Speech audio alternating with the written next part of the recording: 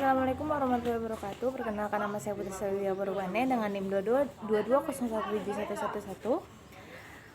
Prodi Sastra Indonesia NK. Video ini saya buat untuk memenuhi ujian tengah semester pengantar linguistik sesi 20/22/10/17/0009 dengan dosen pengampu Ibu Dr. Siti Ainun Liusti, SPD M.Hum.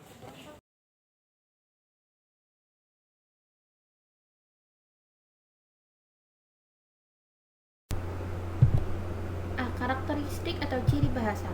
1. Bahasa itu adalah sebuah sistem. Lambang bunyi bersifat arbiter, digunakan suatu masyarakat tutur untuk bekerja sama, berkomunikasi, dan mengidentifikasi diri. 2. Bahasa itu berwujud lambang. Sistem lambang yang berwujud bunyi atau ujaran. Sebagai lambang tertentu, ada yang dilambangkan. 3. Bahasa itu berupa bunyi. Adalah bunyi yang diucapkan dari alat ucap manusia berupa fon dan fonem. 4. Bahasa itu bersifat arbiter. Arbiter atau mana suka berarti tidak terdapat suatu keharusan bahwa suatu rangkaian bunyi tertentu harus mengandung arti yang tertentu. 5. Bahasa itu bermakna. Bahasa itu bermakna karena bahasa adalah sistem lambang yang berwujud bunyi atau bunyi ujar. 6. Bahasa itu bersifat konvensional. Penggunaan lambang bunyi untuk suatu konsep tertentu berdasarkan kesepakatan antara masyarakat pemakaian bahasa. 7. Bahasa itu bersifat unik. Unik sebagai hakikat bahasa artinya mempunyai ciri khas spesifik yang tidak dimiliki oleh bahasa lain. 8. Bahasa itu bersifat universal. Ada ciri-ciri yang sama yang dimiliki oleh setiap bahasa di dunia ini. 9. Bahasa itu bersifat produktif. Bahasa dikatakan produktif, maksudnya adalah bahwa meskipun unsur-unsur bahasa itu terbatas, bahasa tetaplah suatu yang 10. Bahasa itu bersifat bervariasi. Bervariasi dapat berarti mempunyai berbagai bentuk, jenis atau ragam. Jenis atau ragam. Bahasa itu bervariasi artinya bahasa memiliki berbagai bentuk. Variasi bahasa ini dibagi oleh Chair dalam 3 bentuk, yaitu dialek, dan ragam. 11. Bahasa itu bersifat dinamis. Bahasa tidak terlepas dari kemungkinan perubahan yang sewaktu-waktu dapat terjadi.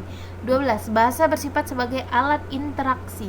Bahasa mempunyai arti penting dalam kehidupan sehari-hari, yaitu sebagai alat komunikasi atau perhubungan antara sesama manusia sebagai alat interaksi. 13. Bahasa itu merupakan identitas penuturnya, karena sifat seseorang juga bisa dilihat dari cara seseorang itu menuturkan bahasanya, cara dia B. Fungsi bahasa. 1. Sebagai alat untuk menyatakan ekspresi diri.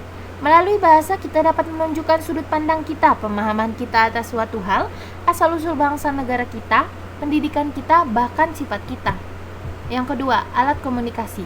Merupakan cara yang paling efektif untuk menyampaikan pikiran, maksud maupun tujuan kepada orang yang kita ajak berkomunikasi. Ketiga, alat mengadakan integrasi dan adaptasi sosial. Dengan bahasa, orang dapat menyatakan bahwa ingin hidup bersama dalam suatu ikatan. Keempat, alat mengadakan kontrol sosial. Bahasa digunakan sebagai usaha untuk mempengaruhi tingkah laku dan tindak tanduk orang lain. C. Sejarah bahasa.